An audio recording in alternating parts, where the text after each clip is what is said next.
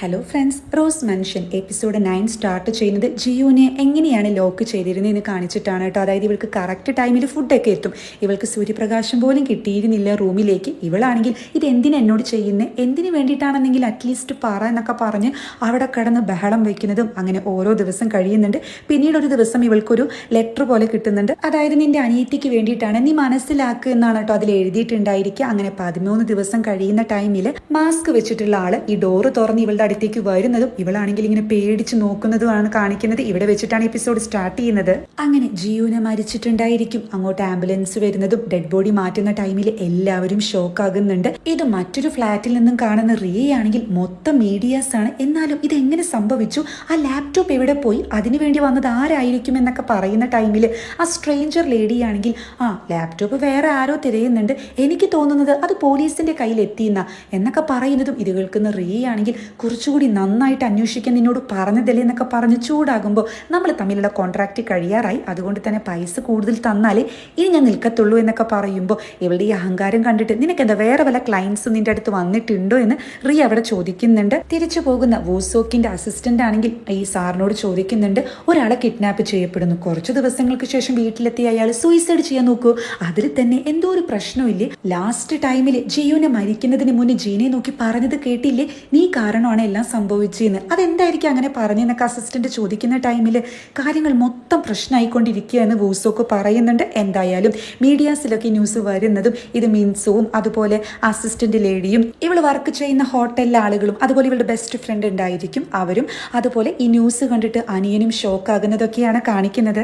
ന്യൂസിലൂടെ ഇതറിയുന്ന president ലേഡിയുടെ റൂമിലുള്ള മറ്റ് ladies ഒക്കെ ഓരോന്ന് സംസാരിക്കുന്ന ടൈമിൽ ഈ പ്രസിഡന്റ് ലേഡിയാണെങ്കിൽ മരിക്കുന്നവരും മരിച്ചു, ജീവിച്ചിരിക്കുന്നവർക്ക് ജീവിക്കേണ്ടേ എന്ന് പറഞ്ഞ് റിലാക്സ് ചെയ്യുന്നതാണ് കാണിക്കുന്നത്. അന്ന് രാത്രി മിൻസു ആണെങ്കിൽ ജീനയുടെ ഫ്ലാറ്റിന്റെ മുന്നിൽ എത്തുന്നുണ്ടെങ്കിലും ഇവൻ എന്തോ അങ്ങോട്ട് കിടക്കാൻ തോന്നുന്നില്ല കേട്ടോ. ജീനയാണെങ്കിൽ ഉള്ളിൽ വിഷമിച്ചിരിക്കുന്നതും അതുപോലെ ഇവള് പാസ്റ്റിലൊരു സീനാണ് ആലോചിക്കുന്നത്. അതായത് ഇവളെ സ്കൂളിൽ നിന്നും പുറത്താക്കിയതിന്റെ പേരിൽ ഇവള് ചേച്ചീനെ ഇങ്ങനെ ചീത്ത പറയുന്നതും, അപ്പൊ ചേച്ചിയാണെങ്കിൽ നീ ഇങ്ങനെ തല്ലുണ്ടാക്കാൻ പോയിട്ടല്ലേ പുറത്താക്കിയത്, അല്ലാതെ ഞാൻ എന്ത് ചെയ്തു, നിന്റെ സ്ഥാനത്ത് ഇപ്പൊ ഞാനായിരുന്നെങ്കിൽ സ്വന്തം ചേച്ചിയെ കുറ്റം പറയാതെ തന്റെ ഭാഗത്ത് എന്ത് തെറ്റാ ഉണ്ടായെന്നാണ് ചിന്തിക്കുക, ഞാൻ കാരണമൊന്നും അല്ലല്ലോ നീ പുറത്താക്കിയെന്നൊക്കെ പറഞ്ഞ് ഇവർ രണ്ടുപേരും അതായത് ഹൈസ്കൂളിൽ നിന്ന് ഇവള് പുറത്താക്കിയല്ലോ ആ ഒരു കാര്യത്തെ പറ്റി ഫൈറ്റ് ചെയ്യുന്നതാണ് കാണിക്കുന്നത്. ഇതെല്ലാം ആലോചിച്ചെടുക്കുന്ന ജീനയാണെങ്കിൽ അവസാനം ഇവളുടെ ചേച്ചി ഇവളോട് പറഞ്ഞിട്ടുണ്ടായിരിക്കുക, അതായത് തൂങ്ങി മരിച്ചു എന്ന് പറഞ്ഞല്ലോ ആ ടൈമിൽ ഇവർ രക്ഷിക്കാൻ നോക്കുമ്പോൾ ഇവളോട് പറഞ്ഞിട്ടുണ്ടായിരിക്കുക ഇതൊക്കെ നീ കാരണമാണ് എന്നാണ്. അതെന്താ ചേച്ചി അങ്ങനെ പറഞ്ഞെന്ന് മനസ്സിലാവാത്ത ജീനയാണെങ്കിൽ ഇതൊക്കെ ഞാൻ കാരണമാണോ എന്നവിടെ പറയുന്നതും സങ്കടപ്പെടുന്നതുമാണ് കാണിക്കുന്നത്. നെക്സ്റ്റ് സീനിൽ ജിയൂനയുടെ ഒരു ഫേക്ക് വീഡിയോ ഒരു ഫോറിൻ സൈറ്റിൽ വന്നിരുന്നല്ലോ, അപ്പൊ അതാരാ ചെയ്തെന്ന് കണ്ടുപിടിച്ചു എന്ന് പറയുന്നതും പറയേണ്ട ആവശ്യമില്ല, ചാർലി ആയിരിക്കും. ചാർലിയെ പോലീസ് സ്റ്റേഷനിലേക്ക് കൊണ്ടുവരുന്നുണ്ട്. ഇതാണെങ്കിൽ മിൻസു ശ്രദ്ധിക്കുന്നുണ്ട്. മിൻസു ആണെങ്കിലോ ഇവന്റെ അസിസ്റ്റന്റ് ലേഡിയുണ്ടല്ലോ അവളെ വിളിച്ചിട്ട് അവൾക്ക് ലഞ്ചൊക്കെ വാങ്ങി കൊടുക്കുന്നുണ്ട്. ഡിന്നർ മതിയായിരുന്നു എന്നൊക്കെ പറയുന്നത്, നിനക്ക് നല്ല ക്ഷീണമുണ്ട് നീ കഴിക്കുന്നൊക്കെ പറയുന്നുണ്ട്.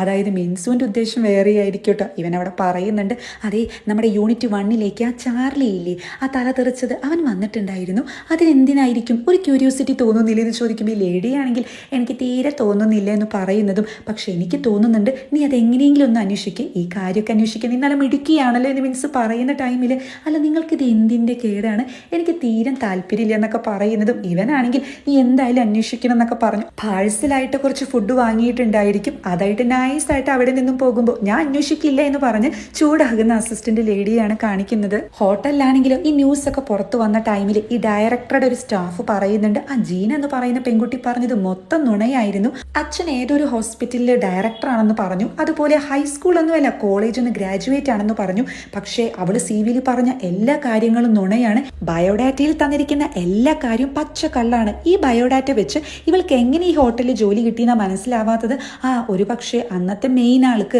വല്ല കൈക്കൂലിയൊക്കെ കൊടുത്തിട്ട് കയറിയതായിരിക്കും എന്ന് പറയുന്ന ഈ സ്റ്റാഫിനോട് ഡയറക്ടർ പറയുന്നുണ്ട് എല്ലാ ഇൻഫർമേഷൻസും കളക്ട് ചെയ്ത് വെക്കാൻ, അതായത് ഇത് വെച്ചിട്ട് നമുക്ക് അവളെ ഭീഷണിപ്പെടുത്താന്നാണ് കേട്ടോ ഡയറക്ടർ അവിടെ പറയുന്നത്. മിൻസു ആണെങ്കിലോ പിന്നീട് ജീനയുടെ ഫ്ലാറ്റിലേക്ക് വരുന്നതും ഇവളോട് ഫുഡൊക്കെ കഴിക്കാൻ പറയുന്നുണ്ട്. മരിച്ചവർ മരിച്ചു, തനിക്കിനി ജീവിക്കേണ്ടതെന്നൊക്കെ പറയുന്നതും അപ്പോൾ ഇവളാണെങ്കിൽ എൻ്റെ ചേച്ചി അവസാനമായിട്ട് എന്നോട് എന്താ പറഞ്ഞതെന്നറിയോ, ഞാൻ കാരണമാണ് ഇതൊക്കെ സംഭവിച്ചതെന്ന്, അതെന്തുകൊണ്ടായിരിക്കും എന്നൊക്കെ ഇവനോട് ചോദിക്കുന്നതും അതിനുശേഷം ഇനി എൻ്റെ ചേച്ചിയുടെ പ്രൊസീജിയർ എന്തായിരിക്കും എന്നൊക്കെ ചോദിക്കുന്ന ജീനയോട് ഇവൻ പറയുന്നുണ്ട്, അതായത് ചേച്ചിയുടെ മൃതദേഹം ഇപ്പോൾ ഓട്ടോപ്സി റൂമിലാണ് ഉള്ളതെന്ന്. അന്ന് രാത്രി തന്നെ മിൻസുവിൻ്റെ ആ അസിസ്റ്റന്റ് ലേഡിയാണെങ്കിൽ യൂണിറ്റ് 1 സ്റ്റാഫിനെ മീറ്റ് ചെയ്യുന്നുണ്ട് കേട്ടോ. നൈസായിട്ട് ഇൻഫർമേഷൻസ് നേടാൻ വേണ്ടിയിട്ടാണ്. അല്ല, ഇന്ന് ആ സൂപ്പർ മാർക്കറ്റിൻ്റെ അവിടെയുള്ള ചാർലിയോ അങ്ങനെയുള്ളൊരു പേര് അവൻ വന്നിട്ടുണ്ടായിരുന്നല്ലോ, അതെന്തിനാന്ന് ചോദിക്കുമ്പോൾ ഇതൊന്നും അറിയാത്ത യൂണിറ്റ് 1 സ്റ്റാഫ് ആണെങ്കിൽ അതൊന്നും പറയണ്ട, ഈ മരിച്ച പെൺകുട്ടിയുടെ ഒരു മോശമുള്ള വീഡിയോ ഇവൻ പോസ്റ്റ് ചെയ്തിട്ടുണ്ട്, അതിവൻ ഫാബ്രിക്കേറ്റ് ചെയ്തു എന്നാണ് ഇപ്പോൾ കേസ്. പക്ഷെ ഇവൻ പറയുന്നത് മറ്റൊരു സൈറ്റിൽ കണ്ടു, അതിവൻ ഡൗൺലോഡ് ചെയ്തു എന്ന. ഇവനെ തീരെ വിശ്വസിക്കാൻ പറ്റത്തില്ല എന്ന് പറയുന്ന ഈ ഒരു സ്റ്റാഫ് ആണെങ്കിൽ എന്നാലും ഈ കേസ് അന്വേഷിക്കുന്നതിൽ ഒരു കാര്യമുണ്ടെന്ന് എനിക്ക് തോന്നുന്നില്ല. വെറുതെ സമയം കളയുക, അല്ലെങ്കിൽ തന്നെ കീ അതിൻ്റെ കാര്യം കണ്ടില്ല എന്നൊക്കെ പറയുന്ന ടൈമിൽ ഇത് കേൾക്കുന്ന ഈ ലേഡി ആണെങ്കിൽ എന്ത് കീ എന്ന് അവിടെ ചോദിക്കുന്നുണ്ട് കേട്ടോ. അപ്പോൾ ഇയാളാണെങ്കിലും കാര്യങ്ങളൊക്കെ പറഞ്ഞു കൊടുക്കുന്നുണ്ട്. ഞാൻ അന്നേ സാറിനോട് പറഞ്ഞത് അയാൾ ചിലപ്പോൾ ലോക്ക് മാറ്റിയിട്ടുണ്ടായിരിക്കുന്നു, പക്ഷേ ഈ വൂസോക്ക് സാറ് തീരെ ഒന്നും ആലോചിക്കുന്നില്ല എന്ന് പറയുന്നതും ആ കീ ഇപ്പം എവിടെയുണ്ടെന്ന് ചോദിക്കുന്ന സ്റ്റാഫിനോട് ആ കീ എവിഡൻസ് റൂമിലുണ്ടെന്ന് ഇയാൾ അവിടെ പറയുന്നുണ്ട്. ഇവളാണെങ്കിലും അപ്പോൾ ഇയാളെ കുറിച്ച് പൊക്കി അടിക്കുന്നുണ്ട് കേട്ടോ. ആ മിൻസുവിൻ്റെ കീഴിൽ വർക്ക് ചെയ്യുന്നതിന് പകരം ഇത്രയും ബുദ്ധിയുള്ള സാറിൻ്റെ കീഴിൽ വർക്ക് ചെയ്താൽ മതിയായിരുന്നു, എനിക്ക് അബദ്ധം പറ്റിപ്പോയി എന്നൊക്കെ പറയുന്നതും ഇതിൽ ആ സ്റ്റാഫ് വീഴുന്നുണ്ടെന്ന് മാത്രമല്ല എവിഡൻസ് റൂമിൽ നിന്നും ആ കീ എടുത്തു കൊടുക്കുന്നുണ്ട് കേട്ടോ.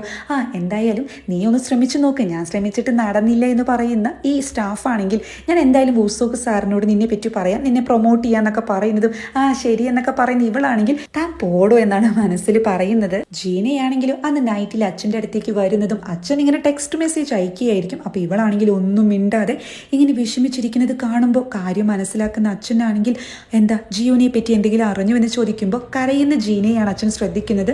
അപ്പോൾ അച്ഛനാണെങ്കിലും എന്നായിരുന്നു എന്ന് ചോദിക്കുമ്പോൾ ഇന്നലെ ആയിരുന്നു എന്ന് മകൾ പറയുന്നതും ഇപ്പോൾ എവിടെയുണ്ടെന്ന് ചോദിക്കുമ്പോൾ ഓട്ടോപ്സി റൂമിലാണെന്ന് പറയുന്നത് കേട്ട് അച്ഛനാണെങ്കിൽ കൺട്രോൾ വിട്ട് കരയുന്നതും ജീനയാണെങ്കിൽ സമാധാനിപ്പിക്കുന്നതുമായിട്ടുള്ള ഒരു സാഡ് സീനാണ് കാണിക്കുന്നത്. ജിയോനയുടെ ഓട്ടോപ്സി റിപ്പോർട്ട് വരുന്നുണ്ട്. അസിസ്റ്റന്റ് ആണെങ്കിൽ വൂസോക്കിനോട് അതിനെപ്പറ്റി പറയുന്നുണ്ട്. അതായത് തൂങ്ങി മരിച്ചതല്ല, ആരോ കഴുത്തിൽ ഇങ്ങനെ ഞെരുക്കിയിട്ട് കൊന്നതിന് ശേഷമാണ് കെട്ടി തൂക്കിയത് എന്ന് പറയുന്നതും ആ ബ്ലഡിനെ പറ്റി ചോദിക്കുന്ന ടൈമിൽ അത് കഴുത്തിൻ്റെ ബാക്കിൽ മുറിവ് പറ്റിയിട്ടുണ്ട്, അങ്ങനെ വന്നതാണെന്ന് പറയുന്ന ഈ സ്റ്റാഫ് ആണെങ്കിൽ ഒരു പക്ഷേ ഇതൊരാൾക്ക് മാത്രം ഇങ്ങനെ കെട്ടിത്തൂക്കാൻ പറ്റില്ലല്ലോ, അതുകൊണ്ട് തന്നെ സഹായികൾ ആരെങ്കിലും ഉണ്ടായിരിക്കുമെന്ന് അസിസ്റ്റന്റ് പറയുന്നതും ഓട്ടോപ്സി റിപ്പോർട്ട് വന്നതറിയുന്ന മിൻസുവിന്റെ സീനിയർ ആണെങ്കിൽ യൂണിറ്റ് 1 അറിയാതെ ജിയോനയുടെ ഓട്ടോപ്സി റിപ്പോർട്ട് എന്താണെന്ന് അന്വേഷിച്ചിട്ട് വരാം. ഇതേ ടൈമിൽ ജീനയെ പറ്റി അന്വേഷിക്കാൻ വൂസോക്ക് കുറച്ച് സ്റ്റാഫിനെ ഇവള് വർക്ക് ചെയ്യുന്ന ഹോട്ടലിൽ വിട്ടിട്ടുണ്ടായിരിക്കും.